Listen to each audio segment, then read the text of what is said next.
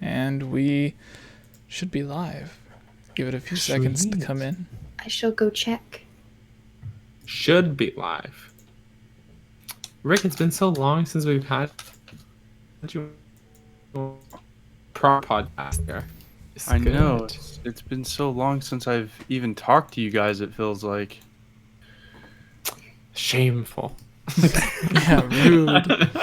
How dare ye? Oh, advertisement. All right. Mm-hmm. I shared cool. on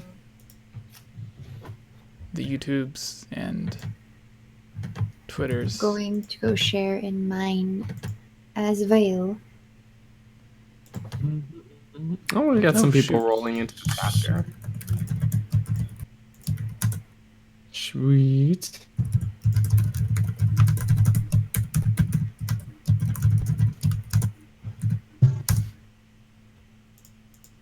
Cool.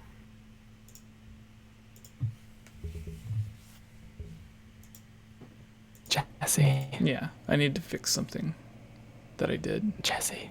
Yeah. Guess what? What? Shelly loves your Zelda Giles. I don't know what that means. Your Zelda What? Giles. That's That sounds inappropriate. that might be Bo. Maybe she I means Oh, the it does. figures in the background. Maybe. What do you mean? Shelly, tell us more. We got Gus Thank- Lass here. Oh, Ooh. Thanks, Gus. It's not my dog's, it's my grandmother's. She's out of town, so I'm taking care of her. Well, she has to sleep in my room anyway. Mm-hmm. So I gotta ask Rick, what happened with Kilton? Why did he take over all your accounts? Just because it was just like a theme thing for the theory that I posted today. Oh, it's in my watch later. I need to watch that later. Hence why I it's in need my to watch later. that. Yeah. Ditto. I love it though. I just thought I had a good laugh. I'm like, Kilton, okay. Kilton, no. At least it's Kilton and not like Tingle or something. He doesn't That seem would be like he'd terrifying. have good social media etiquette. He would he would have terrible social media etiquette. Very much so. He'd be the guy that you would suddenly get a notification and he liked your profile picture from 2009. And you're like, what? You just know he was going through all of them. My gosh. Do you want Alright. do you want up, Sophie? You can go I to your think bed. we're ready to begin.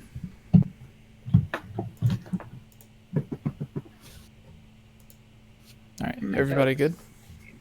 Yes. All right. Sophie. I think everybody wants to see the dog. Or I think so. maybe they just think that you're pretending, like you don't really have a dog. You're just going insane.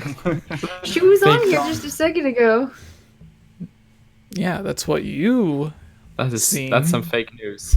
Sophie, Fake news. okay, as long as you're laying down, just stop rubbing your face in my clothes. It's like Canadian Thanksgiving. It doesn't really exist. Hey. rude. So rude.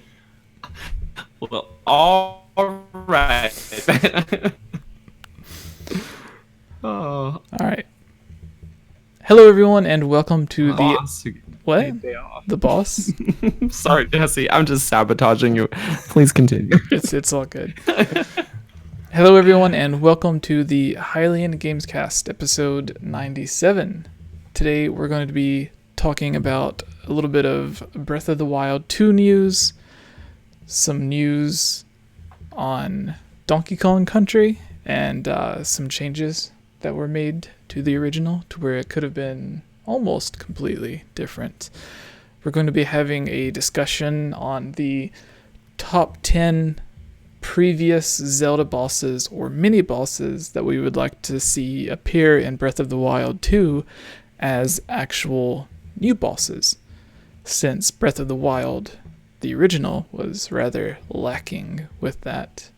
And then we're going to be moving on to answer your Zelda questions that you send in to us on Discord or comment live during the podcast. And today we have some shout outs for some great Patreon supporters: �H𝐿𝐼𝐽, Manboy Cave, David, Monica, Bootleg Boy, Renjimin, Derek, Shadow to Us, Jonah, Rusty, BKRS7, Jacob, Lovable Christy, Mandy Lee Plays, Tornin, Lily the Dog, Amanda, Gus, Alien, Blargnar, The Enix Freak, Larulian Sheep, and Lunarium. Thank you all, and remember, you can get a guaranteed shout out by becoming a Patreon supporter, and it also guarantees you a chance to have your Zelda question answered on the Zelda Mailbag. And you can also head over to iTunes, where you can listen to the full unedited audio version of the podcast if you don't have time to watch the whole video. And if you leave a comment on iTunes, we also have a segment on the podcast where we read out any of the newer comments that we get on iTunes, or the reviews that we get. So today joining us is a guest who hasn't been on for a very long time, but has been on like dozens of different videos here. Rick, go ahead and introduce yourself. How's everybody going? Everybody doing? I can't talk today, obviously. It's my day off. But I'm Rick, otherwise known as 𝐼𝐴𝐺𝐻. I run the channel 𝐼𝐴𝐺𝐻. And I make Zelda theories. I've been on a few of the past podcasts and everything. I ramble on a lot, so go ahead, guys. We all do. You were with us on the Very first... good company. Yeah, you were on the very first live podcast that we did in LA, so... I was. Yeah. You were... God, it's been so long. Yeah. It was a good one.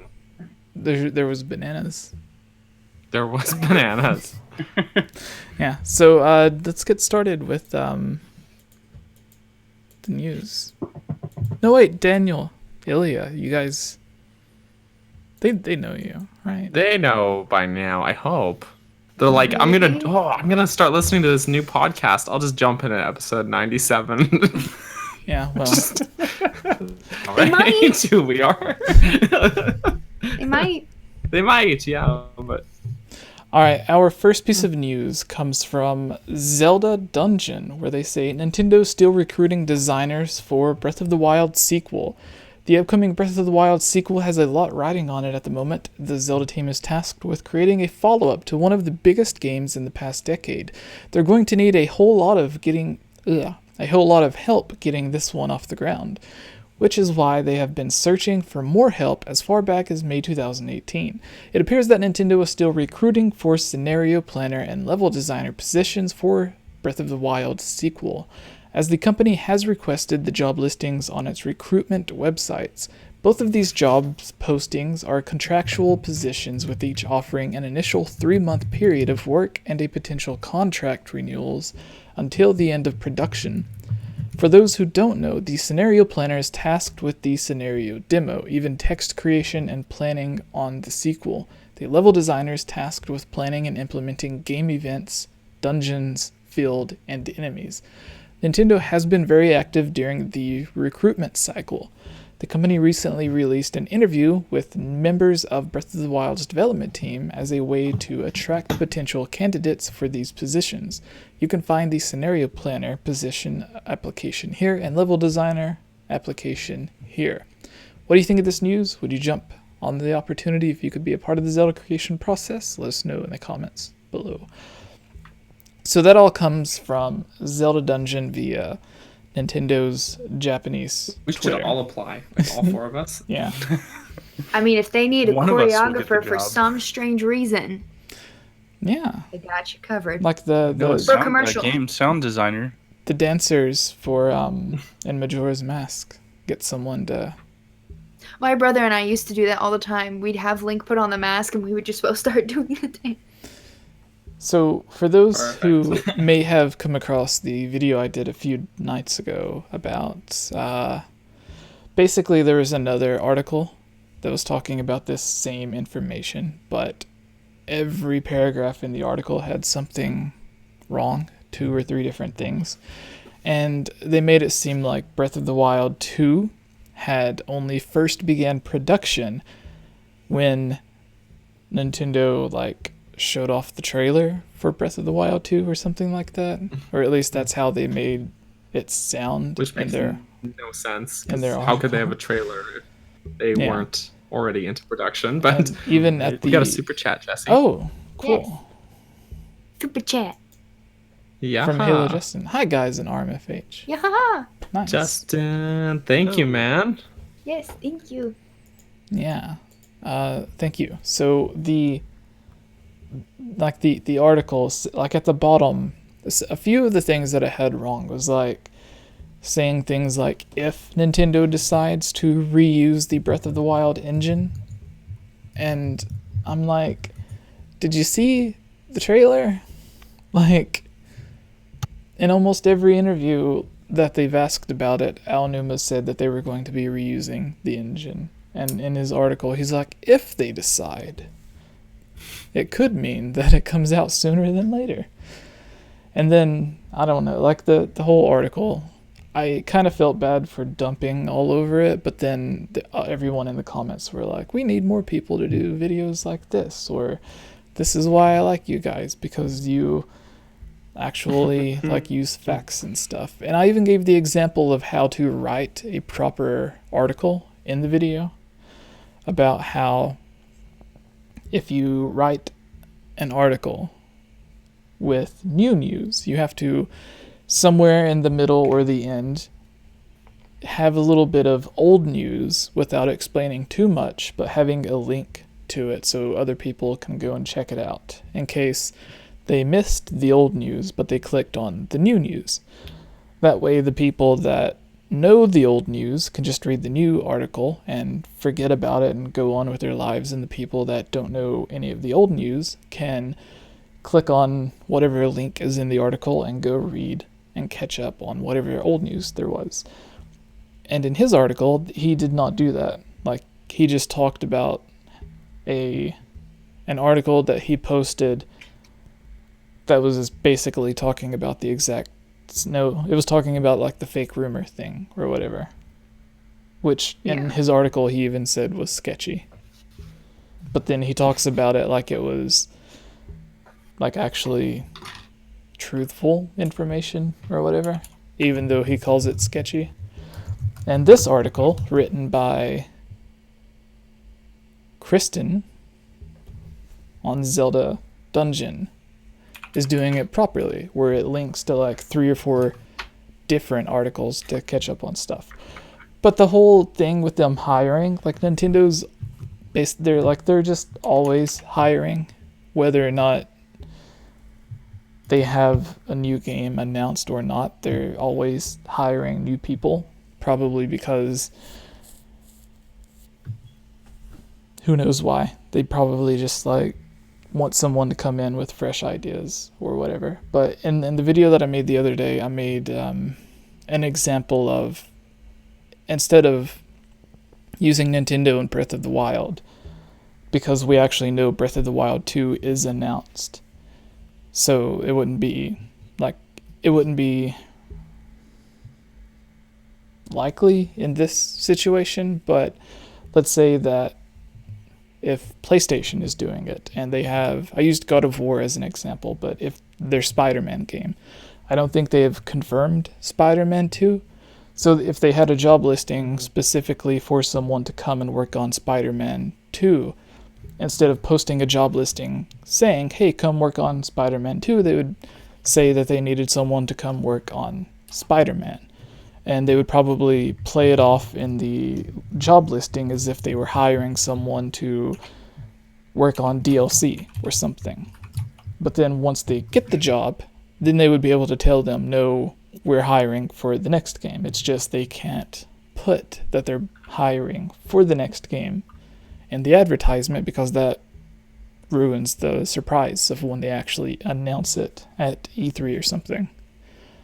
But in this case with Breath of the Wild, like, they already have their huge Breath of the Wild team from the original game. they have the team that helped them from Monolith Soft that recently created their own team and started hiring for a Zelda game. Whether or not it's their own Zelda game, a remake that they're going to be working on, a port that they're working on, like if they port over Wind Waker or Twilight Princess from the Wii U, or it could be they just made a Zelda team dedicated to helping on Breath of the Wild 2 and just made an official Zelda team instead of just having part of them work on it. So there's like several different things that this could mean, but it doesn't mean that they are just now deciding on how to design certain levels or dungeons or story plot points and stuff. Like the story would have been mapped out towards the end of Breath of the Wild, whenever they decided that they were going to be making DLC or making a sequel. Because like I just imagine like they had this huge story and they just couldn't fit it all into one game. So they tried to fit it into DLC and they were like, nope, we can't do that either. So then they finally decided to put the extra story bits into a sequel. That's my thoughts. But anyways, I've been talking for a while, so Rick, you are our guest. So give us your thoughts on all this. Well, I mean, all right then, Daniel. It's the back of. No, I'm joking. I mean, it's clearly in the back of creating a champion that they've been working on the game for quite a while. So I mean, there's that right there. With a lot of this stuff, people just go around and spread false information all the time, where they don't understand that things have been in the works for quite a while and everything. But I mean, I think the same things in terms of how long the development and stuff like that, and in terms of the story and everything, I think that they just had a lot. And they couldn't pack it all into exactly what you were saying, Jesse. They couldn't pack it all into Breath of the Wild 1. However, I do think that they came up with a lot of things after the fact, because Breath of the Wild in and of itself is, like, to me at least, really a blank slate. There's just not a lot of substance there in terms of like the story itself. So hopefully we see a lot more of that. Yeah. Since you mentioned creating a champion, before we go to Daniel or the Geek Apprentice, I want to mention that a lot of the story that we've seen so far from Breath of the Wild 2, which literally just comes from the trailer, in the Creating a Champion book, they had the image of Ganondorf standing, like human Ganondorf, standing on top of a giant floating island. And that was, like, the book was released before the DLC released for Breath of the Wild.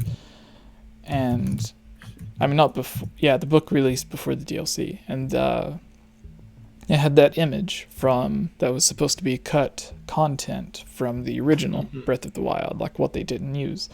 So, I'm sure a lot of the story and a lot of the ideas that they're making for Breath of the Wild 2 are brand new ideas that they're just now thinking of. Like they're just pitching ideas in a meeting room or something, and they're like, oh, that's great, let's try that or whatever. But a lot of the ideas that we've seen so far about like the humanoid version of Ganondorf and the floating island was concepts left over that was originally supposed to be in the original game. And then they said that Breath of the Wild 2 began because of ideas they had for DLC that didn't make it into the game, or would be too much to put into the DLC. So I would say that like some of the stuff, like the floating island and thing, like we've seen, and it ended up being the castle that was floating instead of a blank island.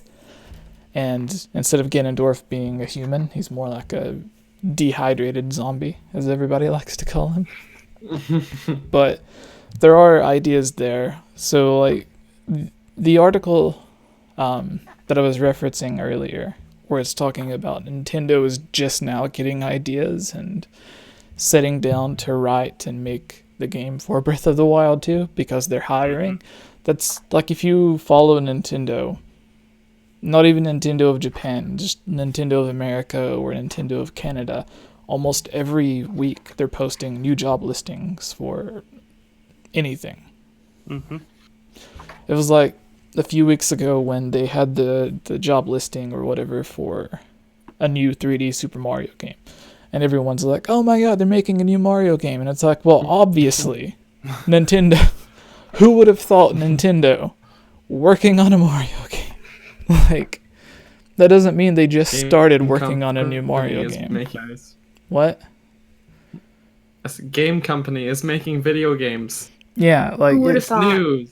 It's news. it's just so cringy when people are like, oh, this is confirmation they're working on a new Mario game. It's like, they have like hundreds of people on the Mario development team. Did you think they just fired all of them after the new game released? No, they went on a long vacation. They Yeah. just were like, yeah, guys, you did good with Mario Odyssey. Yeah. Bye. Well, it's Bye. funny that people don't expect like the Zelda team to expand, especially with how well Breath of the Wild did, you know? So, like, of course, they're going to add tons of new recruits. I'm Yeah. sure they've hired people that we don't even know about. Even like the Monolith Soft team that worked on Zelda, apparently Nintendo thought they did such a great job that they're like, you know what? Make that official. Instead of it just being like part of a team that worked on Zelda, like, here's more money, work on something new, have an official Zelda team at your studio. Like how 𝐓𝐻𝐻𝐿 apparently has an official or non-official Zelda team there because it seems almost all they do is make Zelda remakes. Except for like 𝐓𝐼𝐢_𝐼𝐧𝐬, that was pretty fun. But anyways, Geek Apprentice, what are your thoughts on all this? I was just glad that you made a video about the article and you made it tasteful. Some people would not have been too tasteful about that. But also, Justin did ask a question to accompany his super chat. His I question didn't his question is, who do you think might make a cameo, or who would you want to make a cameo, for example, Beetle in the Breath of the Wild sequel? It's hard to answer. Like, I'm trying to think of like lower NPC characters because I'm like trying to avoid timeline issues because I'm like, I love Midna, and I'm like, but how? So trying to think of like it'd be cool if they could somehow work a Talon and Malon character in there. Yeah. Because they're in like That's my Minish pick. Cap and Majora's Mask and Ocarina of Time. I don't know if there are any others. Mine would be an RMFH Gaming on Rick's channel just posted a video about the Masked Salesman. And I don't know if his video goes into this, but it may have. Forgive me for not watching it yet. Oh, no, you're good. But You're not forgiven. I've always had the idea of what if Kilton, as the mask salesman, is secretly the mask salesman from Majora's Mask. But he doesn't look like that because he's just wearing another mask. In the same way that Link and Majora's Mask would wear masks to transform. Maybe Kilton is wearing a mask to transform. So, yeah. Is that what your video touches on, Rick? Or is yours completely different? Because don't they give like something tragic happen to Kilton? Or like he wanted to play with, like he always liked playing with like the dangerous monsters or something like that? Nope. Is it not? That's what my theory goes into, but yeah, they don't have. There's no like background on the dude at all. Like they kind of just talk about like rumors about how he's messing around with monster parts, but that's it. Just research. But yeah. Well, everyone, go check out Rick's theory after this. Yeah, do the rest of you guys have any thoughts on that? Oh yeah, I forgot. Not the mask salesman, but I would like to see. Who was it? All right, you guys go while I think of this. Who was it? Yeah, I was thinking of someone for the answer, but I forgot. Go ahead, Daniel. Sure. Well, I guess if it's just a cameo, I think like a good way to do it without having like timeline issues or anything is like how Twilight Princess had a sort of a cameo of the fisherman guy in True. sort of just as a pictograph of him in the fishing hut That was his daughters in the game, in resort. or granddaughters, or something like that. Yeah, something like that. They were like related somehow, or she suspected, but I don't know, something along those lines even would be cool with. So then you don't have any time. But even just, I don't know, minor characters like that showing up is always fun, like the fisherman dude, or I don't know, that just some. It's just those little nuggets that I like. So it doesn't have to be like a huge major character. A little cameo of some minor character, then you're like, oh, it's that guy. It's just, I like that. I don't know. Beetle's one of those weird exceptions that Justin gave an example, but Beetle's one of those weird exceptions where there's just a Beetle character, but it's definitely not the same guy, unless he's somehow this weird immortal guy who spends eternity just being a shopkeeper for like a mediocre shopkeeper. So I'd have to go with Tingle. And I know we already have like the costume in game, but I would like to get like a little thing where you maybe find out that like Kilton's somehow related to him or something like that, you know? It just seem too similar. Yeah.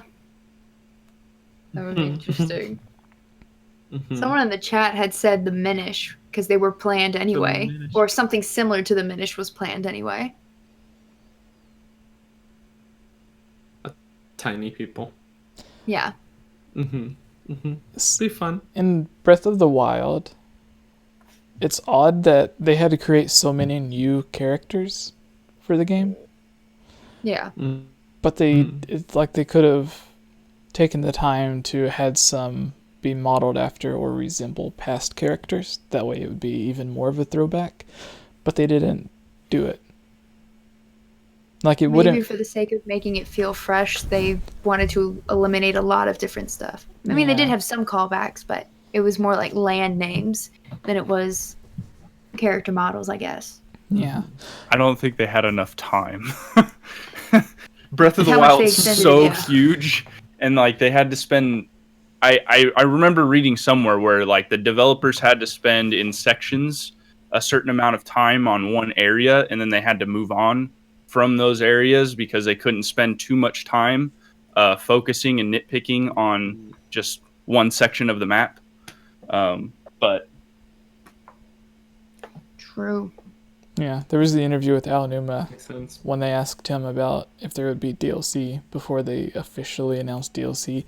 He said he didn't know, which obviously he did at the time, but he said that he didn't know if there would be DLC, but if there was, it wouldn't be adding like an entirely new area. It would be filling in the areas that he's already created because he liked them so much that he wanted to do more with it instead of just moving on to something different. So that kind of goes with what you were saying, Rick, about them having to move on instead of spending too much time on an area. I don't know. Like the 𝐿 lady would be cool to see. I forgot his name. The cool guy from Skyward Sword. The older one that like tries to help you and stuff. What's his name? He's in the Callan Litter side quest. Pippin? I don't remember what his name is. I think. Is it Pippin? Yeah, he would be cool. He would be cool to see. Pippin. And I think that's right. Yeah, just like Malon and the rest of them would be cool as well. Those would Someone be- else said the running man, mailman, which I thought was funny too. Yeah, you'd have to Yeah, build out yeah. those calf muscles if he's running around Breath of the Wild's Hyrule Field. Oh yeah. Yeah, so do we move on to the next story now? Sure. Sure. Do you want to take it, Daniel? Sure. This The- is some Danky King. Yeah. How'd you Will guess? behave enough for me to read it. So this is news that comes from GoNintendo.com, which is actually covering a video by SwankyBox, who's a pretty interesting YouTuber. You check him out. He makes some videos, but the headline is this: the initial pitch for Donkey Kong Country included Mario, which makes some sense, a time machine, and Wario as the main villain. The article reads, Games change a lot from their first idea to final release. A ton of different options are discussed, elements are tweaked or cut altogether, and some content never makes it past the initial pitch. Turns out Donkey Kong Country is a great example of that. The pitch for Donkey Kong Country included Mario and a time machine. Wario ends up stealing the time machine, uses it to get some sort of crazy gun that turns Mario to stone, and Donkey Kong sets out to save the day when he hears the trouble. But it's all how Donkey Kong Country got started. And then there's a link to the video. But that sounds bonkers. I'm kind of glad they just were like, no, he wants bananas. That's the story now. They did make Yeah. a Mario game Yes, where he had a that's- time machine on the Super Nintendo. Just video games and time travel, man. Yeah. That's too much. There's a part Wario's the last guy who needs a time machine.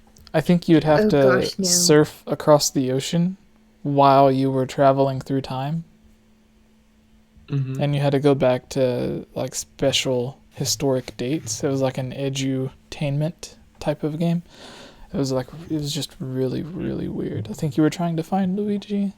I'm not sure.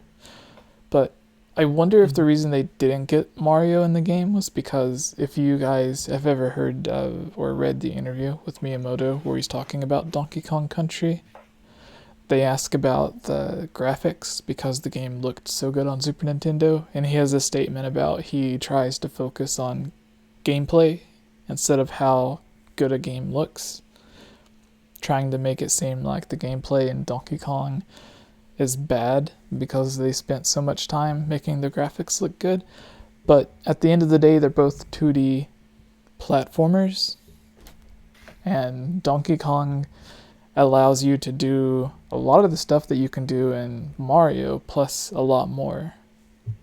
Like they both have the climbing up and down on the vines and stuff, except Donkey Kong allows you to swing. They both let you ride on animals. They both have underwater levels, except Donkey Kong doesn't just have a Yoshi. He has like a ton of stuff. So it really is. Bit of simplification comparison wise, but yeah. The Donkey Kong, like saying anyone who says Donkey Kong Country is way off base. it's All right. it's very, very tight. Save that well for controlled. Miyamoto I will. when we see I'll him call next him year up. at E3. I know that they Sure. did like with the graphics and everything with what you're saying, Jesse. Like I know can't remember what video it was, but I was watching something about how the animation in Donkey Kong Country took the side-scrolling platforming animation style to the next level later on.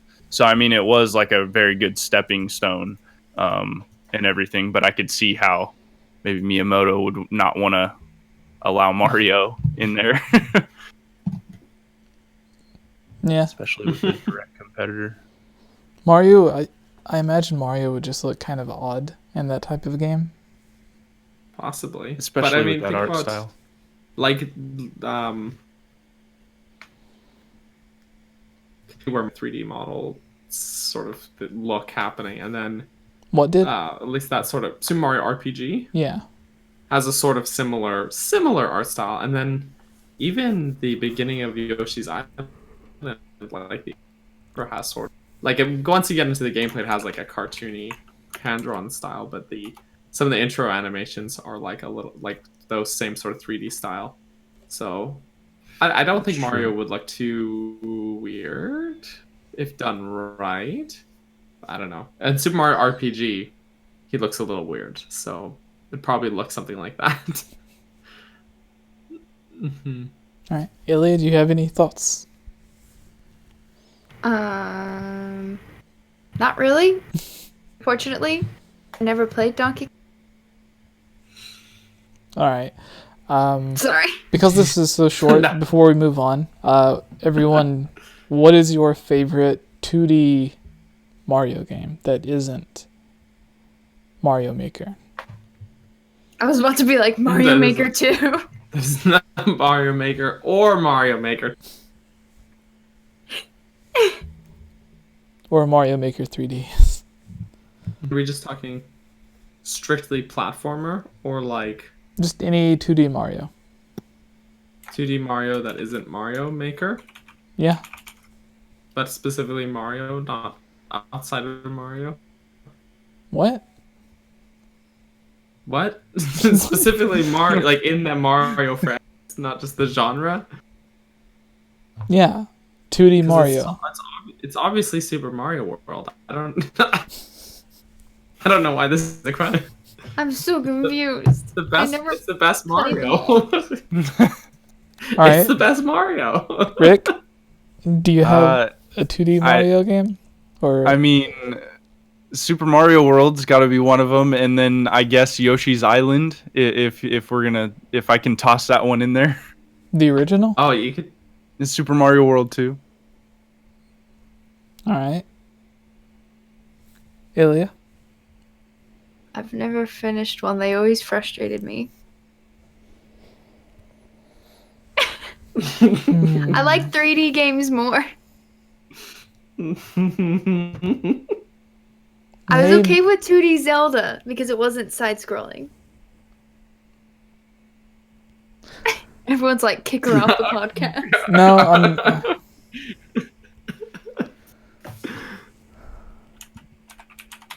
My brothers were good at them. Okay. Oh, good. Bring them on the podcast. New Super Mario Bros. They Yeah. grew U. out of Nintendo, so whatever. I have to One go of- with New Super Mario Bros. U. Okay. Jesse coming in with the hot take. No, can I say I played Super Mario World on the Super Nintendo so much because for a while it was one of the few games that I owned that I just got bored and annoyed by it. So Like the Should art have gotten style, Mario Paint, man. the art style, the music, everything. Like when you first turned the game on, hearing that music just annoyed me. I remember buying it on the Wii U when it came to Virtual Console, and I never played it because I was just like, no, I can't. This is impossible. And then I would just play this is Super upsetting. Mario. Yeah, I would just play Super Mario 3D World instead. That's how my mom felt about Sega. Because it was before you could save games. So Yeah. all she heard from the kitchen when my brothers were playing, because they kept dying, was, Sega! She once had to come up with the reason to take the game away. Terrible. They hadn't done anything wrong. But she had to figure out something to punish them for just so that she didn't have to hear it. I don't remember what it was. It must have been like they didn't eat a veggie, and she was like, all right, your Sega's taken away. They're like, but we can still play the N64? Yes, not Sega. You can't play the Sega.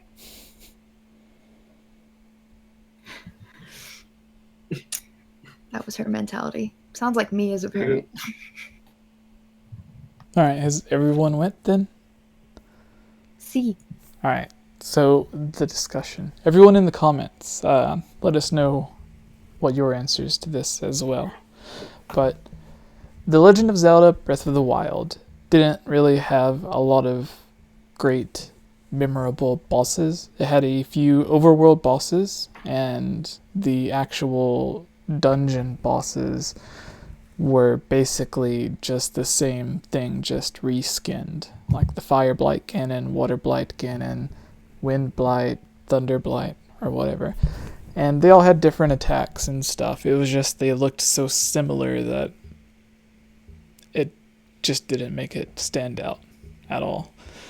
So I want to go over some ideas and concepts with you guys on if you could take any mini boss or main dungeon boss from any previous Zelda game and have it appear in Breath of the Wild 2 with the Breath of the Wild art style and everything, which bosses would you choose? Because Nintendo has reused the same boss several different times throughout the Zelda series.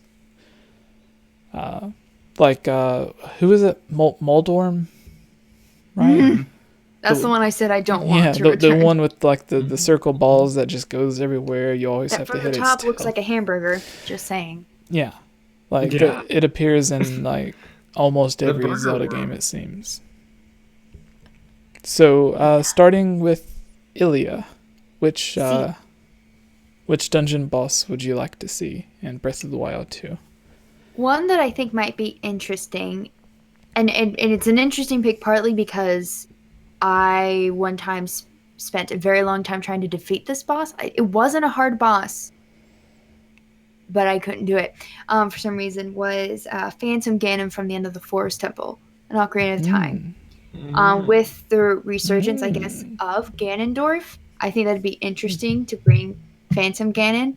The only thing is, and I hate to say this because I abuse this all the time now, is if it was similar setup where you're in that ring, don't make it so that you don't get hit when you stand next to one of the poles. Because one of the poles, you could stand next to it, so if you missed him in the painting, you could just stand there and he wouldn't shock you. Right. They probably would need to get rid of that feature, even though I liked it. Interesting. Rick, do you have one up? Yeah, I would like to see, it's not a main boss, but a mini boss, Darknuts return. Yes. That's something that I felt was lacking in Breath of the Wild. They should have been in there. I always loved the way that the Twilight Princess Darknut, that boss fight, to where they could replace some of the Lionels with them, and the idea would be like how you see a Lionel way off in the distance, and like it'll just stare at you and wait to see if you try to come closer or if you run away. And even if you run away, sometimes it'll still like shoot an arrow up in the sky. Yeah. Like it's basically like, I'm not going to waste the energy to come get you. I'm just going to like stay here and kill you with this arrow. But anyways, I thought it would be cool to like enter a room or something or come across a Darknut and like it just slowly walks towards you, like a Friday the 13th movie or something, where like Jason just like slowly walks towards you. So you can see him coming, and then if he gets close enough to where he's in a battle, obviously it starts out the same way to where it's like really slow but really strong attacks, like a Lionel. But then as you get it like halfway defeated or whatever, and it loses all of its armor, then it becomes a lot more aggressive and swings faster, and it's more similar to like the sword fight at the end of Twilight Princess or at the end of Skyward Sword. Like you're not using motion control, but it's like the same type of fight. Like in Twilight Princess, where like sometimes you and Ganondorf, like your swords would clash against each other and you'd have to tap the button really fast to overpower him. So I think something like that would be really cool with the Darknuts. That's what I've always wanted. So great choice, Rick. Mm-hmm. Daniel, your turn. I was gonna say Phantom Ganon too, but wait, RPG but says Twin Hylia's still that Rova one. in the chat. RPG. Ooh, RPG, that's a good choice. A That's Canadian good pick. $4.24. I'd love to see in Breath of the Wild too. Woohoo! Yeah, Twin Rova would be awesome. Yeah, I was gonna say Phantom Ganon, although I had Wind Waker Ganon Oh. myself, but Oh. since our friend gave that answer, I am going to change it and choose Goma instead, because Goma is like a long-running boss, but Which actually, version? if you think about it, hasn't been seen that much. But I kind of like. I think Like Twilight Princess's Goma was just basically like big spider, but I kind of like the more unique design that Goma has in games like Link's Awakening or even Ocarina of Time, where it's arachnid-ish, but it has a more unique design. It's not just like maximum spider. So, yeah, Goma would be cool. It's classic boss. what about the boss battle from the Zelda Wii U tech demo with Goma? Uh-huh. I mean, Realistic. cool, but it's just Twilight Princess Goma without the big smacky hand statue. Yeah, so you would have to fight it more like Ocarina of Time Goma, to where you actually have to hit it with your sword and stuff. True, but I just mean in general, like the design of it in Twilight Princess is just a big spider, Yeah. which is kind of boring. So I don't know. Like he was a neat boss fight, but he was kind of boring. Was right? there ever a Goma that Goma's shot more- lasers at you? More fun when it's more interesting. Shot lasers? Yeah. Yeah. Link's Awakening, it shoots Oh. a projectile out at you. I noticed. It either charges at you, or Like little thing laser at you when balls, you I open his guess. Do Yeah. do spiders Yeah. shoot lasers Close in real enough. life? Yeah, They shoot webs. they're just too small to to harm you. Oh, They shoot real lasers. You didn't know that, Jesse? interesting. Yeah, that's a real life true fact. Nice. No wonder everyone's so afraid of them. Yeah. No one likes lasers. So my turn, I guess. Mm-hmm. See. I would my first choice. Who Morphil. Be? Morphil from Twilight Princess, the giant snake squid-like thing that you fight underwater, because Oh. it is one of the scariest bosses to me, because you are completely trapped underwater, isolated in a somewhat small room where you like there's no way you can get any oxygen because it's just so deep, and if you go to the top, then like you're just gonna get eaten instead of like trying to defend yourself. So it would be something that would be like literally impossible in real life, but I like the idea of it and how it's like so scary and stuff. And if they placed it instead of like a small contained room, if they had it in like an actual lake or something in Breath of the Wild, because there are so many different giant bodies of water, I think that would be really cool. So that would be the one that I would pick. Make it so we actually have underwater exploration. Yeah, exactly. Back to you, Geek Apprentice. What is your second boss? This is also an easy boss, but I think that judging by how dark the game is and thinking on the concept of the rift between the Sheikah and the Yiga, it'd be interesting if we had some version of Bongo Bongo again. Which, yes, he was really easy. That whole temple was really easy, even though I pretty much just cried the entire time I played it. And I hate to say it, but I'm just thinking about this now. I hate to say it. It would need to either be Bongo Bongo or Dead Hand. As much as I almost want to, I don't want to say I have PTSD from it. I don't. That would be ridiculous. But those were two of the scariest creatures that I ever encountered when playing video games. I was also 3, 4, 5 years old, so that's part of why. So I think one of those two would be my second choice. Again, for the dark theming and the fact that there's that theory about Bongo Bongo. But then some people think it might be Dead Hand. So one of those two. I would have to go with either Dodongos or Dark Link. Darkling. Yes. Ooh, those are good choices. In Ocarina of Time, I've said this a lot, but with the Dodongos and King Dodongo, you have to go through the giant mouth that opens up in Dodongo's cavern, which is a giant Dodongo's skull. You have to like put the bombs in his eyes and stuff, and it always made me wonder how big that Dodongo would have been if it was real, because you see the one that's the actual boss, but it looks tiny compared to how big the other Dodongo could fit this Dodongo in its mouth. It's so huge. I always wanted to see how, who cares about the Gorons killing a flying dragon? Killing that giant Dodongo seems a lot more impressive to me. So how did the Gorons do that? Was it with the same hammer? I want to know. See, if they really cared about connecting their lore, they would have placed the Dodongo in Skyward Sword and shown how the Gorons found their home. Oh my gosh. Where they get their bonflowers from, at least. Yeah. Instead, Missed they have opportunity, Nintendo. What is it? The mole pits? What are they? The mole people. Yeah. Oh, the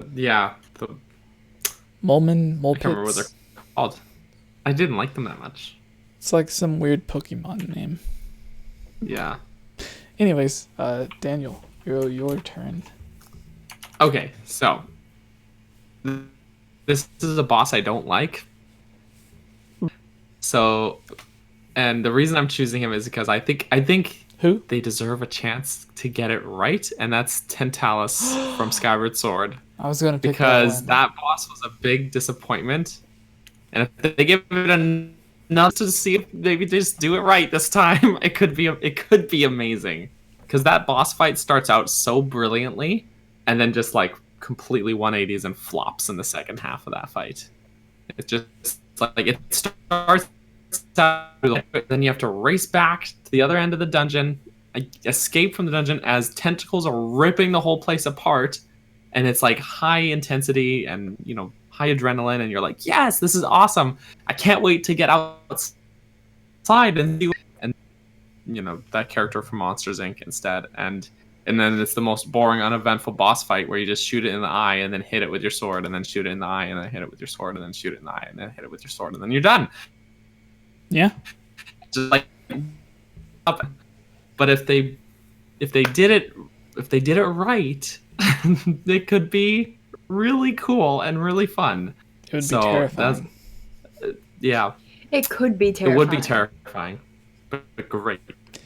Especially if they did it to where if they had it so that you didn't go through the entire dungeon and then it shows up. If you go onto a ship and as soon as you walk through the door, it just starts tearing through the ship. And then during the entire dungeon, you're doing the dungeon, but you're also having to watch out for this giant squid that's trying to kill you. Mm-hmm. That'd be terrifying, though. There is. Just it's a good chance. It's a redemption. It's a chance for redemption on that boss fight. I thought you were gonna say, was it Coloctus? Coloctus. Well, the thing is, Coloctus is a fight I really like, right? Yeah, most people like so I that thought one. I'd go the other way with it. Okay. A boss fight I don't like. That one's fun. It's fun. It's great the way it is. So if they remade it, there's a chance maybe it would not be as fun. Okay. I want to see them do a boss fight and fix the problems, I'm going to go wash the bad taste out of my mouth.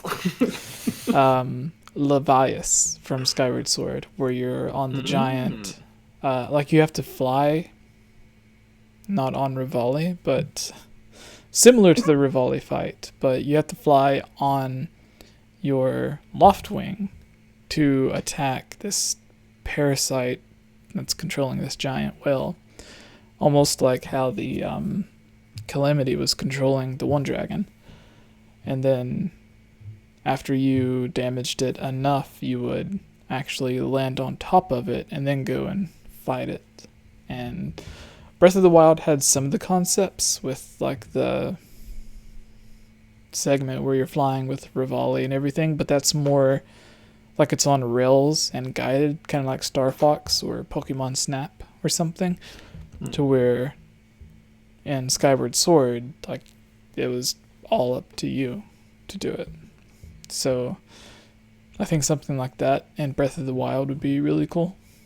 So What would be interesting is if it was actually a Leviathan, if like somehow Ganondorf resurrected the bones of one of those Leviathans that you discover. That Like would be interesting. Like he did that in Ocarina of Time, and then Zant used Ganondorf's power in Twilight Princess to do it with Star-Lord.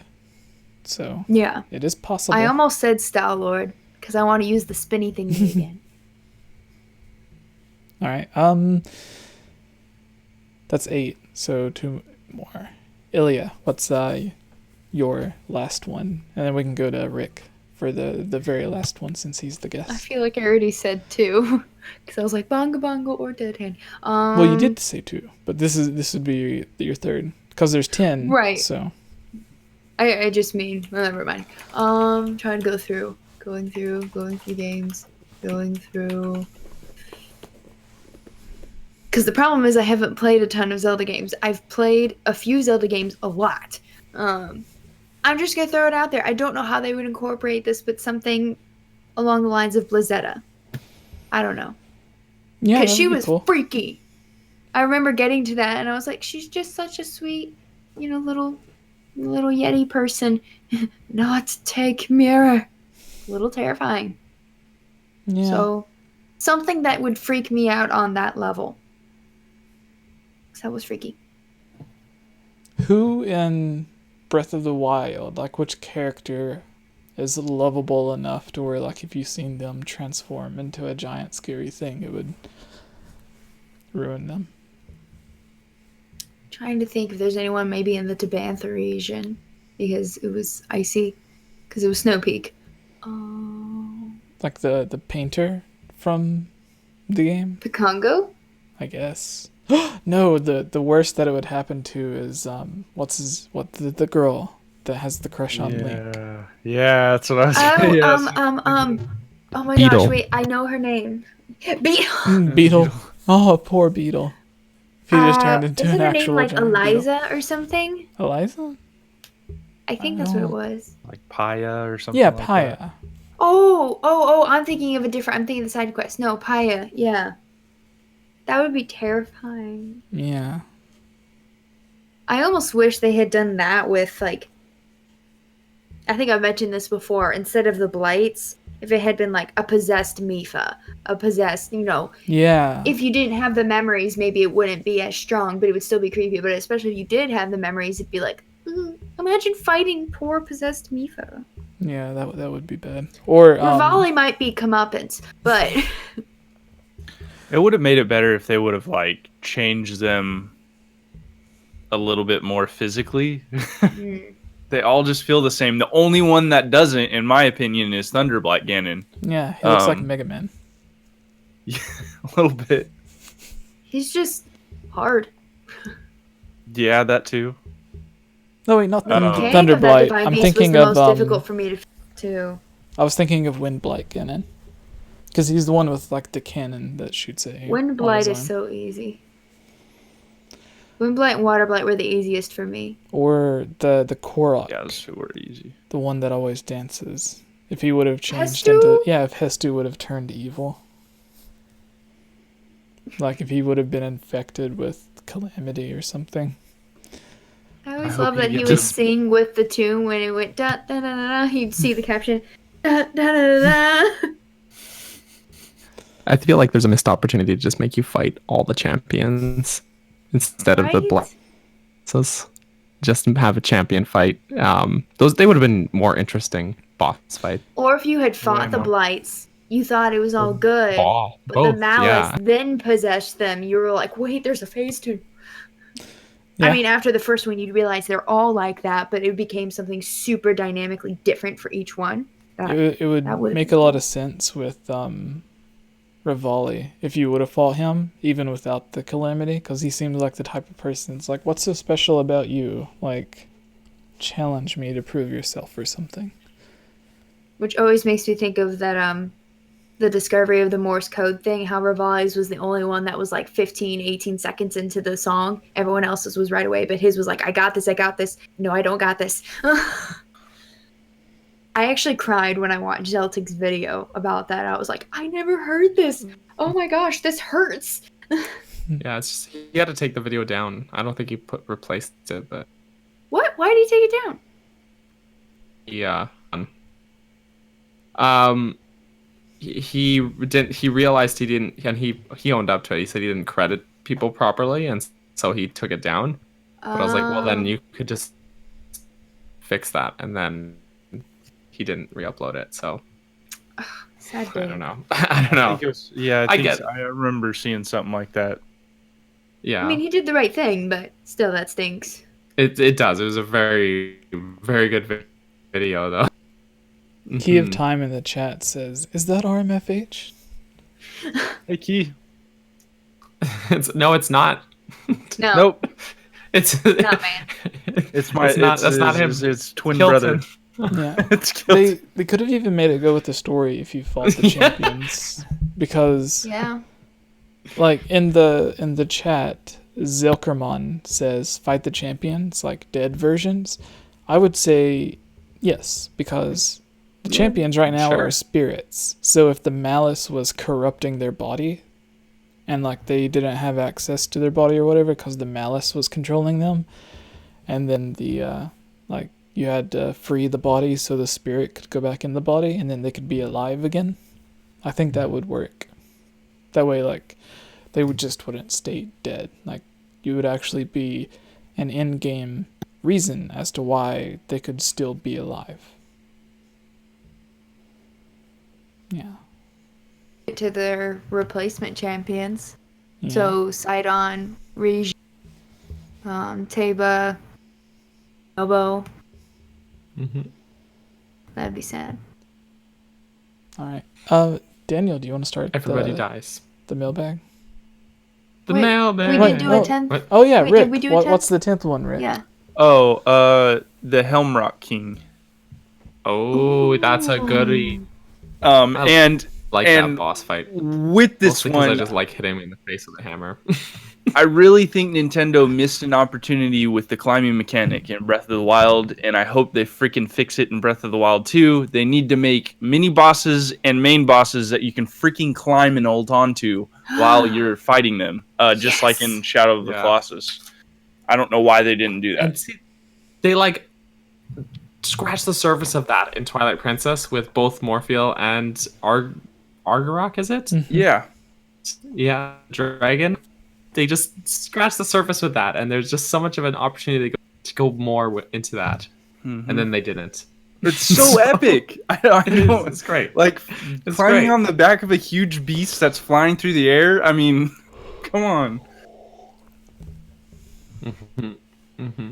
It's a cool guy moment where you're like, I don't even care that it's not hard because it's so cool. Exactly. Yeah. Yeah. Mhm. I like the music that plays during that battle. Yeah. Yeah. Which part? Just the In music. Twilight Princess? No, in No. Wind Waker, right? Yeah. The 𝐿𝐿𝐥𝐿𝐥. Yeah. Oh, and when? Oh, yes. No, that's a good one. Like I can't do it because my mouth's like not a trumpet or whatever. I was waiting for you, Jesse. Just do a quick impression of the song. No. Okay. Just grab your guitar and play it for us. I don't even know how. Like I'm Play us- I'm thinking of it right, play us a but I tune. don't even know. Play us a tune, old Jessup. But yes, combine the 𝐿𝐿𝐥𝐿𝐥 and then you have to climb its head and then smash it with a hammer. Yeah, that Perfect boss fight. 10 out of 10. See, I heard you say smash it with a hammer, and I heard that in 𝐓𝐷𝐼's voice from Emperor's New Groove. Oh no. Does anyone get that reference? Yeah. And then I'll smash it with a hammer. That's such an underrated Disney film. Oh no. All right, Daniel, start the mailbag. The mailbag. Mailbag. Mailbag. We decided last week that was the mailbag song. Yes. That's the normal intro. Yes. No, hello, welcome everybody. This is the Zelda mailbag where it's exactly what it sounds like. We answer your Zelda mailbag questions. Otherwise, also, it doesn't have to actually be Zelda related. Of course, if sometimes we have too many, so if you cannot, we can't always promise we'll get through all the questions. So you can always, Jesse mentioned it earlier, you can always check out those beautiful Patreon things. Now I'm doing such a bad job. No, I'm not. I wasn't laughing at you. I had Thanksgiving on my mind. Oh no. And then I looked at my microphone like it was like a giant cob of corn just being held in front of my face.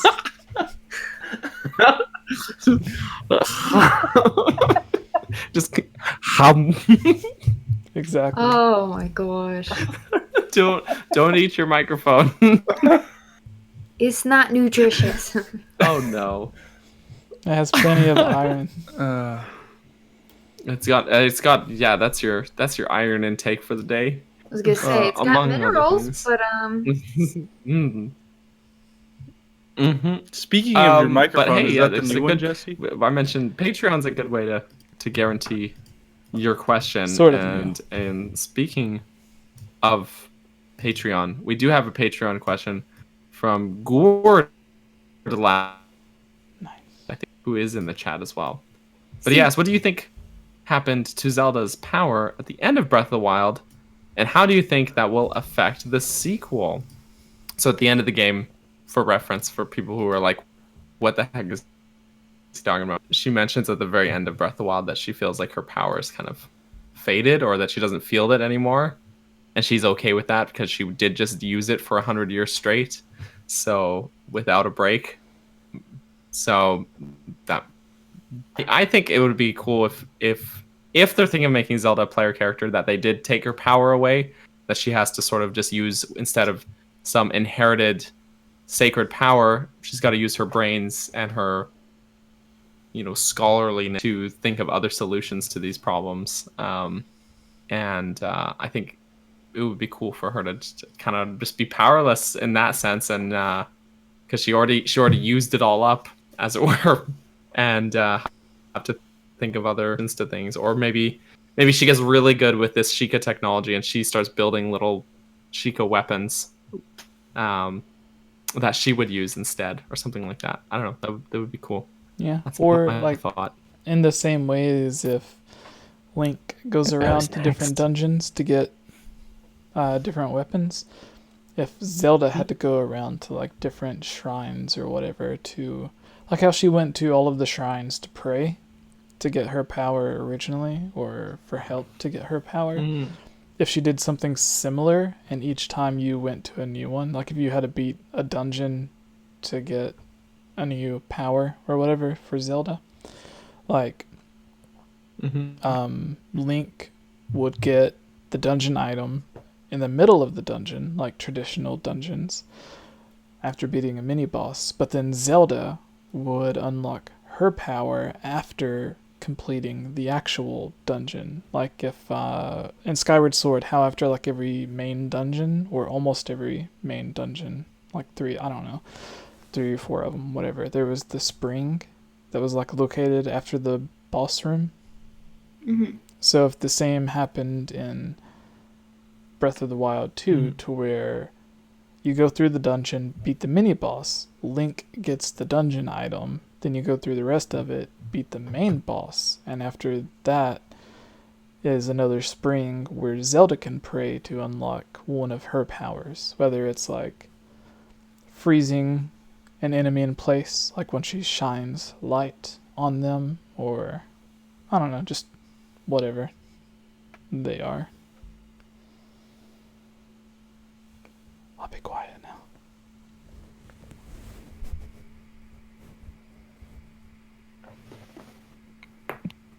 I love you, Jesse. No, it's someone else's turn. Okay.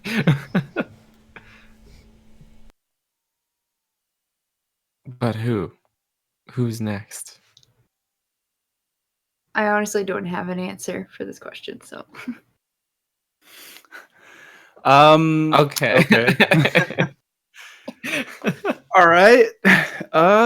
What happened to Zelda's power? Well, Daniel, as Rick's Daniel said, it's been used. School us It's been used all up. Right.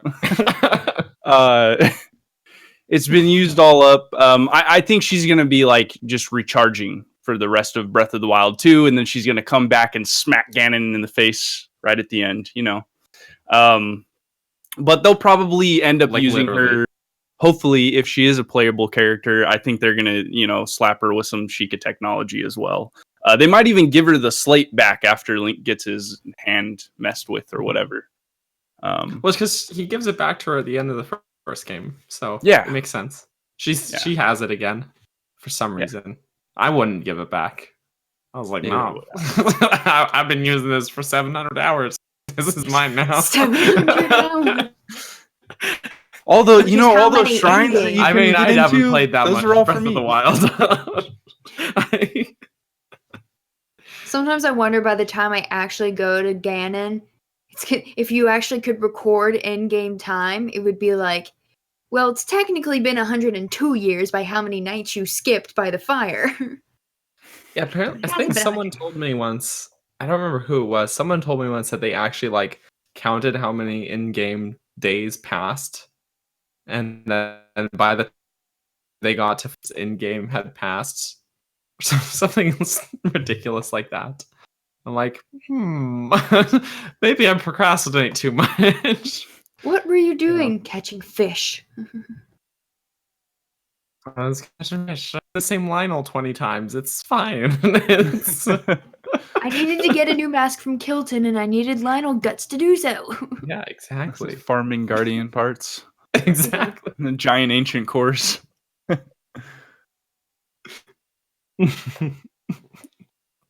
Oh no. What were you doing for all those hours? Getting Korok poops.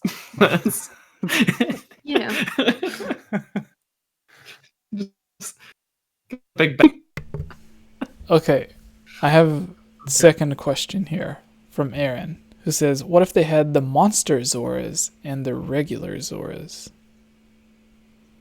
For those who don't know, in A Link to the Past and the first Zelda, the first times you come across Zoras in the Zelda series, they were enemies. And then in Ocarina of Time, they were helpful. They kind of were in A Link to the Past. They would upgrade your weapons and stuff, right? Yeah. But they would still attack you. So, there's the river Zoras, I think they're called, and then the saltwater Zoras that are the good ones. And I think the Lizalfos, I think the Lizalfos take the place of the bad Zoras, but it would still be cool if there was a mix of them. What do you guys think?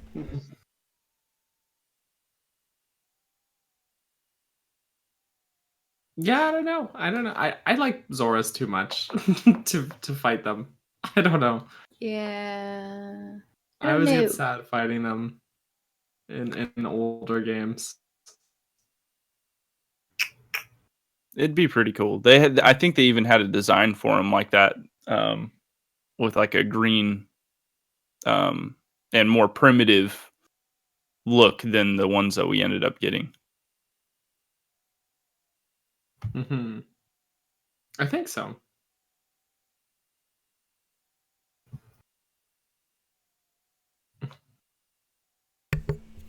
Are you guys okay? Yes, we're just not. All right. Ilya, do you have a question? C. You'll have to let me know if this has been answered before. I thought this was cleared up last time, so I'm pretty sure I'm good. Okay. But Torn and Prince asked, so let me know if this has already been asked. What character or race do you want to see in a future Zelda game, and how would the story integrate that character or race? Doesn't necessarily have to be the Breath of the Wild sequel. I'm going to go with the thing that someone mentioned earlier. If there was a way to bring the Minish back, that would be interesting. I don't know, not necessarily Breath of the Wild 2, but just in some way. I've never played Minish Cap, but from what I've watched of it, the music's great, the gameplay's great, and I would love to see that race return. And I think it's a really cute story as to why there are rupees in grass and pots. So I'd like to see them return somehow. I just thought that was such a cute backstory. Mm-hmm. I too like this idea. And it's easy to explain why you don't see them, because just like the Koroks, no one's really supposed to see them, right? Yeah. And it'd be a way to maybe bring Vati back. Mm-hmm. He was an interesting character, because all the Minish are like super loyal to the Hylians, but then he's just like, nah, man, I hate you all.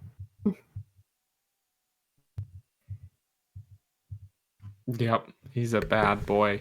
All right. Does someone else have another question picked out? Who hasn't picked one? Did you pick one, Rick? Me. Where are these at? I'm in the... The Google Doc. Well, I don't have access to that. Where is that? No! I'm putting Nobody it in sent the it chat. to me. Uh-oh. It is in the it's chat in now. The chat. Oh, thank It's- you. Oh, maybe it was it's already in there. Maybe I didn't see there. it. Well, I put it there just Probably now. So. scrolled up.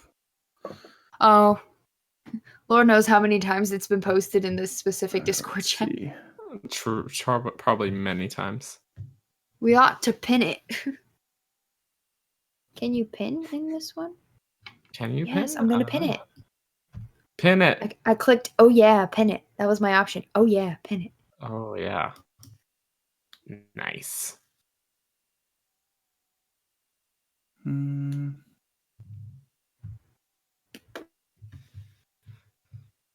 Okay, I will pick Key's question. Let's see.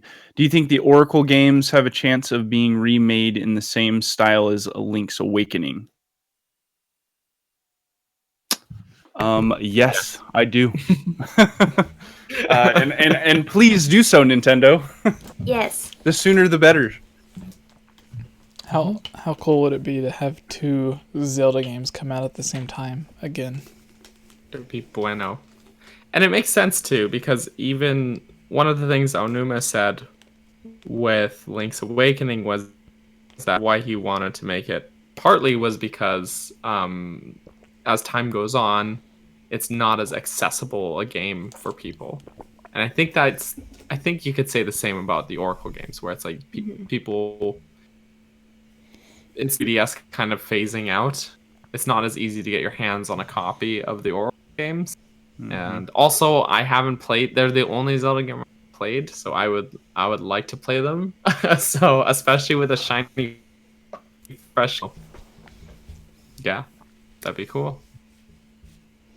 What would be cool with those is if they just put them in one cartridge and just gave you Yes. both games to play. Yeah. And it would definitely kill the argument of the whole freaking $60 value thing that we got with Link's Awakening. Yes. But it'd be cool if they put it on one cart, but then you boot it up, and then you have like a choice at the beginning of not like just a menu choice, but it would be cool if it has like an intro where Link like rides up to the castle or whatever. Because I think the intro of the game is he rides up to the castle or whatever, and the Triforce warps him out, right? Something. But like then that, it like gives like an which two portals do you walk into or something like that. Yeah, you know? that's cool. I like that. Good for neat. you. I don't know. You I did a thing. give your brain a pat on its back. Make user interface more interesting. Thank you. That's yeah. So, but then you get almost to like a halfway point in the game and start over. Basically, like it's like starting a game over. Almost. So, I don't know, like jumping from one game to the next. I was like, why do I have 3 hearts again? So, it'd be interesting if they could make it in a way that would, I don't know, accommodate that almost. Like combine them real game somehow without, I don't know how they do it though. I'm not a game designer. So that idea was my one idea for design, and I used it. All right. Iliad, pick another question. Oh. It'll be the okay. second to the last, and then Rick can pick the last. Okay. I'm gonna try and choose from Choose wisely. chat. Do do do do. I know I saw a question. Where did it go? They're sneaky. They'll run away if you Just don't Control F. catch them. They are sneaky. Some of them we've answered, so I'm like, do I answer again? I don't know. If someone finds one before me, just go for it. Yeah, when you answer like anywhere from 4 to 10 questions on 97 podcasts.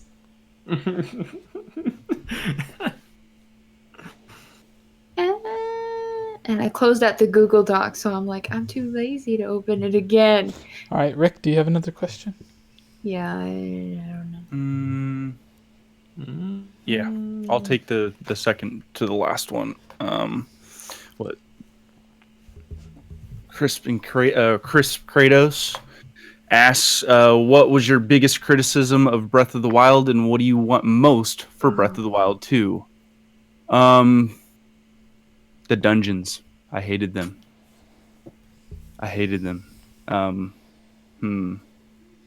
Want most for Breath of the Wild 2? Hashtag bring back the grappling hook. Or the hook shot. Yeah. Yeah. Or both. Or both, yeah. I would both, say both would work too. underwater exploration.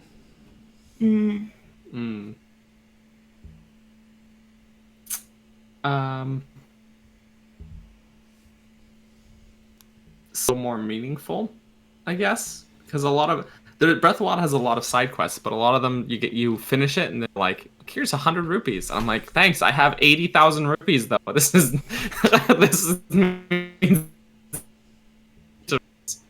cool. I don't know. It would be nice to have side quests where you get a reward that's more meaningful. Like if it was a really cool weapon or piece of heart or something like that, right? I feel like the series has been having that problem since The Link Between Worlds. From shrines and spirit orbs, Sorry? I said I think the series has been having that issue since The Link Between Worlds, like trying to make things of value for the person to go and get. Like they put I think in one of the dungeons there's a chest where there's literally a guardian spring in it. It's like one of the most common things that you could find, and they place it right smack dab in a dungeon. Yeah, and it's like that's not useful. I could get that anywhere. I could go into the ash swamp, just rummage through a bunch of guardian corpses or broken guardians and get 10 of them. But yeah, so something like that. I think we're side quests. I really like doing side quests in Zelda games. But it'd be nice if I finished one and it was more than just here's topaz. Good job. Yeah. So yeah, just something especially if it was side quests that would give you unique item. Like I like when there's like a good example of this in Breath of the Wild. There's some shrines that give you unique items, like you can only get the barbarian armies, the labyrinth shrines, right? Yeah. So that's a good example. Like that's what you consider a side quest with a good reward, with a unique item at the end.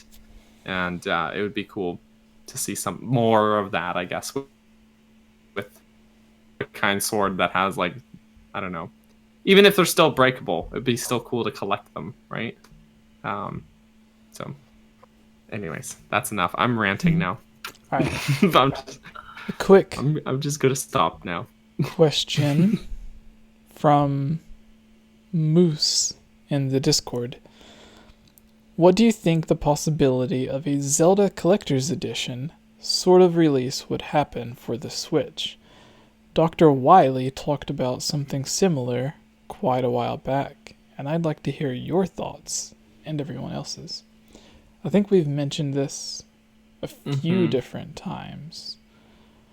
But yeah, we have. a fun way to do it is I- to say, if you could pick 4 games to go in this collector's edition, which 4 would you pick? Because the original collector's edition came with the first 2 Zelda games, Zelda 1 and 2.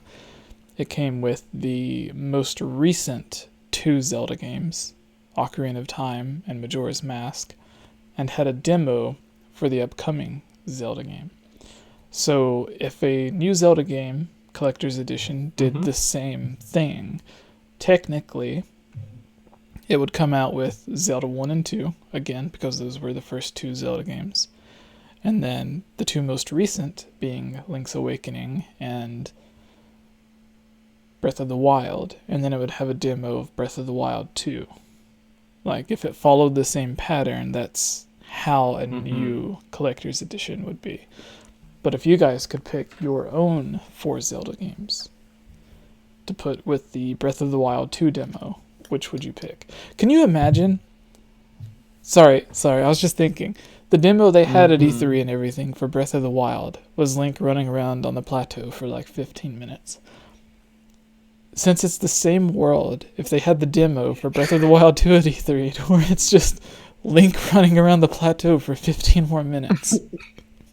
Like, Everyone would be like, Like this feels familiar. yeah, like technically it's the same game, but What they do is have like proper dungeons and then make the demo a dungeon instead. That's how they fix that problem. well, that's how the Wind Waker demo was. One was, I think, starting the game off. One was running around what was it? It was Forsaken Windfall Fortress Island? first time, Dragon Roost Island, and then Dragon Roost Cavern were the 3. Was there not one that was on I the played Windfall the Island? hell out of them. I thought there was one on the Windfall Island. Mm. Dragon Roost. All right, so yeah, if you guys pick 4 games, which would it be? that's pretty easy, I think, for me. Which I'll clarify now. I would say Skyward Sword, but an HD version, but I kind of would want that to be its own release. So the 4 for me would be Twilight Princess and Wind Waker HD, port those, and then somehow get the 3DS versions, I guess, even though I kind of prefer the originals more, of Majora's Mask and Ocarina of Time. Okay, I have a different idea. Because I think that's what everyone would want. That's not I what I want. was gonna pick. So That's if, what I want. if we made it, you had to pick 2 3D games and 2 2D games. Oh. I don't like 2D. I like Link's Awakening and A Link Between Worlds. They're good. They're good quality games. Oh. My hot take here is Zelda 1 and Zelda 2 and Ocarina of Time and Majora's Mask are very accessible games. Zelda 1 and 2 you can get on both the Wii and Wii U Virtual Console very easily. You could get them, right? Any had them. The Switch Online service has them. There's no need to like give you a collector's pack with them. Like it just feels like so redundant. It's like how many times do I need a copy of Zelda 1? So and that's just like not original release. Ocarina of Time, again, N64, you could get it on the GameCube in both the Collector's Pack and Master Quest.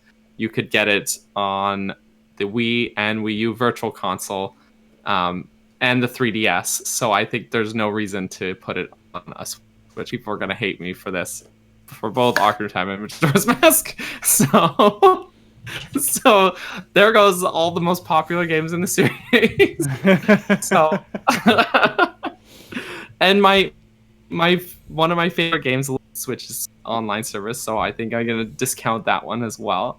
So hot take collector's pack, I think we're gonna just make it like the underdog pack here. So we're gonna put the DS games, so put Up-Res and Spirit Tracks, and then A Link Between Worlds, and then like an Oracle games like two in one.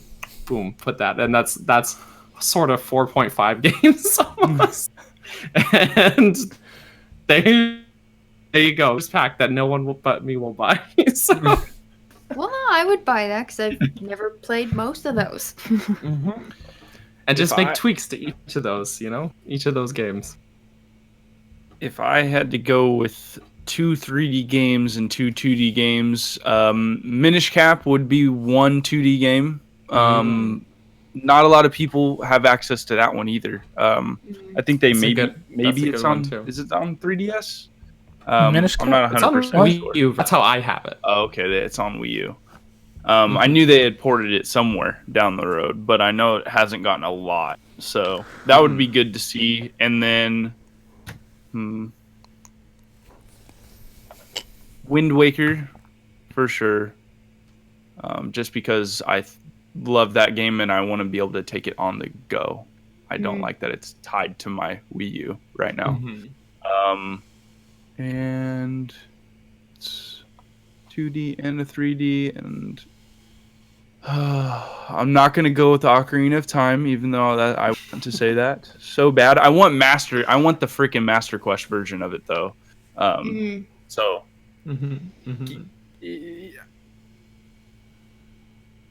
I don't want the 3DS version of Ocarina of Time either. Like, I'd really love them to up-res, so I'll just go with that. Screw it.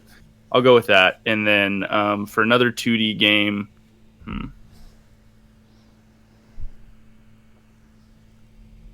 probably... God, A Link to the Past is already on the Switch. It would be nice to see it remade or something in a collector's edition or up-resed or something like that. It'd be nice to see that instead of it just being on the online service. Cool. Those are my picks. All right.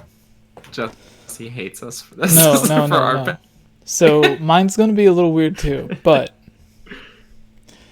so Ocarina of Time and Majora's Mask, I think they could sell. Ocarina of Time HD would likely sell as much as Breath of the Wild did, if not more, just because it's Ocarina of Time. And they would finally be making it in HD. So if Ocarina of Time is excluded from a collector's pack, I think that automatically excludes Majora's Mask, because those two go together. So, because if you got a collector's pack of a bunch of different Zelda games and it had Majora's Mask but not Ocarina of Time, you would just be confused the entire you'd be like, but why? Why? Yeah. But That would be confusing too. yeah, so I would go with a weird sort of choice, but it makes sense because they're pushing the online. And Nintendo always talks about when they re-release games or remake games, it's a way to fix whatever. So I would go with Triforce Heroes, but have it give it a better online function, fix it so it'd be good for the Switch, not just the 3DS, where all you can do is tap the emotes when someone does a good job. But they have that weird cell phone voice thing anyways. So they just have they already have problems with their voice app. So anyways, but I would have that and Four Swords Adventures as a way to here's 2D multiplayer games. One's 3 players, one's 4 players.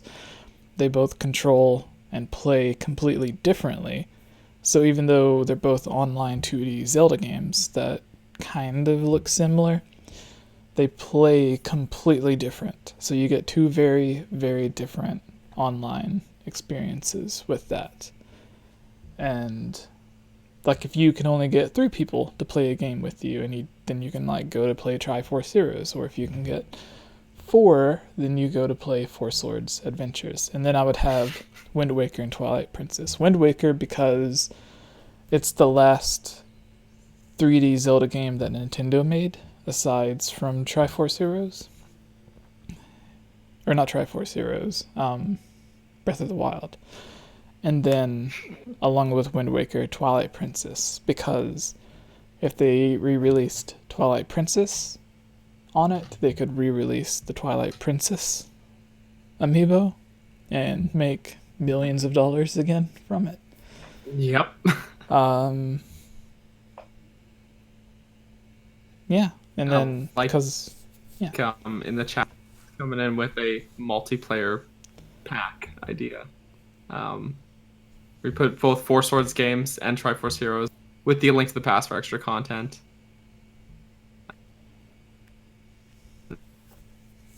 Four friends, like you and 3 friends. There's multiplayer pack for Zelda. Play these games together. So you and 3 friends, the 4 of you play through Four Swords. And you play through Four Swords Adventures, and you get to Triforce Heroes, and you're like, okay. Someone has to go. it's so rude. Whoever was the Like, least they're like- helpful is eliminated. Yeah. Like they could easily make Triforce Heroes have an extra link there, and just like he's not needed, but it wouldn't hurt the game at all if there was 4 people. Because it's just like, oh, there's 3 switches. Give whoever is able to stand on a switch to access the puzzle, they get more points or whatever. That way you don't get the points if you're not one quick enough to get to the switch. So they could just have it like that. Because like they're not all links anyway. Like Nintendo tells you the only real link is the one that you're playing as. The other 2 are just people that live in that town that happen to look like Link. The That's a- real Link was inside you all. Basically. Wait, that sounds... Nah, never mind. But anyways... It's weird though, like the way that they do that. Cause Could like be at fun. first Could be it's like, fun. it's not even... Are they gonna make it past the Joy-Con games though? That's not. They'd be like the new multiplayer Zelda pack. Just slide off that Joy-Con and pass it to your friend. No, it's gonna be a pack Play- of like weird spin-offs. So like it's not even gonna be full Nintendo Land. It's only the Zelda minigame from Nintendo Land. And then Link's crossbow training. And then like it has the full game of Twilight Princess on it. So like it takes up all the file size from the memory, but it's only that minigame from the lake where like you have to have the ball go around the toy thing that you pick up. And the Kuko mini game at Lake Hylia for some reason. Yeah. Yeah, just that. And the baseball mini game. Yeah. They're just gonna make. They did Mario. Was it Mario Party? The top 100. They're gonna do that. Yeah. The top 100 Zelda mini games. That's horrible. We got archery. We got Goron races. We got baseball mini game. Crossbow training. We got crossbow training. We got cut the bamboo. Oh We got my God. more archery. Oh my god. Cut the bamboo. They totally could make an entire game out of all. And it's just all every mini game. Cut the That would bamboo. sell better bad. at launch than like Wii Sports. Yeah. Find the Yeah. Kuko, the 100 magic Zelda special minigames. Kuko from Ocarina Yeah. of Time. Oh my Yeah, gosh. that one. And like half of weird them too. are just archery, and you're like, why is it archery again? Find the dog from Hyrule Castle Town. Or the dog races from Majora's Mask. The dog track. It's Oh my very weird. gosh. Goat herding. I forgot about goat herding. Getting all of the baby Kukos to follow Can't you in forget- Majora's Mask. Oh my gosh. There's so many. The beaver races. Gotta get that beaver race in.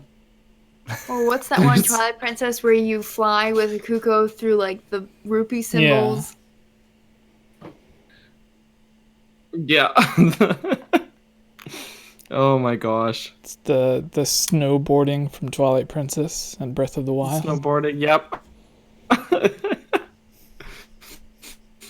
Everyone would hate it. But they're all in HD. It's like it's Ocarina of Time in HD, but it's just Just the mini Just the mini Just the mini games. Everyone would be so mad. I'd be, And then I'd stuff be like Hermes, of course. satisfied with the fishing hole. But which one? It's every fishing hole now. Even the 2 that they added in Majora's Mask. The side quest in Majora's Mask where you just have to give the zombies bugs and stuff so you can get through the door. Yeah. Oh no. The well. You're like, I hate this. Oh, I actually find that part so tedious. Imagine it's so tedious. like a Mario Party game, but like when it goes to the mini games, it's just the Zelda. And you're like, I'm not archery again. Like, no, but this time you're shooting there's so rupees. much archery. So they have to put every single one in. Yeah, the memorizing the ocarina songs in the Lost Woods, playing them back. Gosh, Golf Wild. Oh my gosh. I don't know why There's that too makes me many. want to play the Pokemon Stadium mini games. Oh no. I love those mini games actually though. They're so stupid in hindsight, but I love them. Probably because I was like 6. Yeah. Yeah, makes sense. I played the mini games in multiplayer more than playing the actual like fighting in multiplayer. Yep. Same with our family. And I always thought it was weird how you could use your own Pokemon in the game, which is cool, but it's like a lot of the like you can only use the Pokemon if it's a lower level than whatever the limit is. Like it has to be at the limit or lower Yeah. to use it. And then the Pokemon that you can rent are all at whatever the max level is. So then it's like, why would I want to use my level 24 Charmander when I can just use like a 24 Charizard? Even though Charizards aren't there at 24. Anyways, is that the last question? Yes. I think so. All right. Daniel, go ahead and tell people where they can find you Oh gosh, and why would kidnap they you. want to do that? Well, if you really wanted to find me for some reason, I can be found on Twitch. In Canada. And yes, in Canada. I can be found in Canada, in some parts of Canada. My Twitter and Instagram and Twitch and YouTube, everything across all platforms is Capt Bergerson, CAPTBURGERSON, and if you know, pretty responsive on Twitter, and if you ping me on Discord, and like that, I can be reached. You can chat with me if you really want to on Jesse's Discord. Which I stream, including and we're gonna be finishing Link's Awakening tomorrow. We're like real near the end of that game, and every Wednesday we do Breath of the Wild Wednesday on my Twitch. It's been like 14 weeks of procrastination, so in which we've spent 14 weeks and have done only one Divine Beast. So. That's like a typical Sounds like a playthrough. lot of fun. Because I'm just, it is fun. It's because like whenever I go through the game, I'm like, I'm gonna do this and this and this today, and then I end up being like, I want to fight everyone, and just I get very distracted. But screw this game, screw this story. I gotta fight that Hynox. Yeah, so we have a lot of fun. It's all just, it's not a serious stream by any means. It's just good. And yeah, otherwise I make the occasional, not very frequent video on my YouTube channel, so you can check those out. Otherwise, if you can't make the streams, they do all get re-uploaded there. If you have, you know, time, 4 hours of Breath of the Wild nonsense. Yeah, so that's me. I'm talking too much. Who's next? Rick, since you're the guest, where can people find you? You can find me across All of the platforms, just search RMFH, and I'll come right up. There's a DJ. I'm working with Google to try to get that switched, so then you don't confuse me for some DJ RMFH. But I just released a brand new Zelda Breath of the Wild theory today, so if you want to after this, go ahead and go check that out. And yeah. Just like Daniel, if you ping me, I'm available and I'm full-time on this YouTube bandwagon. Yay.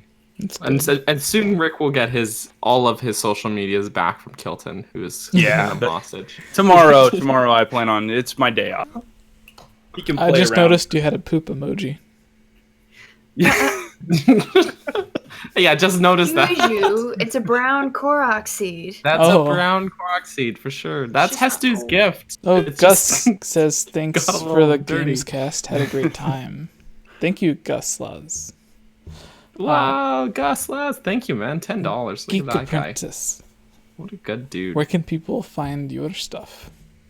You can find me on YouTube and Instagram. YouTube, because I make videos not just about Zelda, but other Nintendo IPs, sort of ish, mainly Animal Crossing and Pokemon, but also Disney and How to Train Your Dragon, lots of How to Train Your Dragon, and Harry Potter videos. Sometimes they're silly stuff, sometimes they're discussions or theories or sorting videos. Those are lots of fun. I have yet to sort the Gamecast. That's coming. I have it written down. I just haven't made it. And then on Instagram, I post mainly advertisements for YouTube, but you can find me there. Don't try to private message me there because it just goes to my request box, which I never look at because it doesn't ping me about that. So I'm sure if I check now, it'd be like, you have 20 requests, and I'd be like, oh, sorry. So that's where I am, YouTube and Instagram mainly. And I live stream too. I'm also working on Link's Awakening, and we'll probably eventually return to Untitled Goose Game. And hopefully Ring Fit Adventure. I really want to do Ring Fit Adventure. Perfect. And I am everything is just Game Over Jesse. YouTube, Twitch, Twitter, Instagram, Facebook. And there is a link for the Discord in the description, so you guys can go check that out. And we are all on Discord, on the Discord group, but Rick also has his own Discord group that you can go find, I assume, somewhere on his channel. Yep.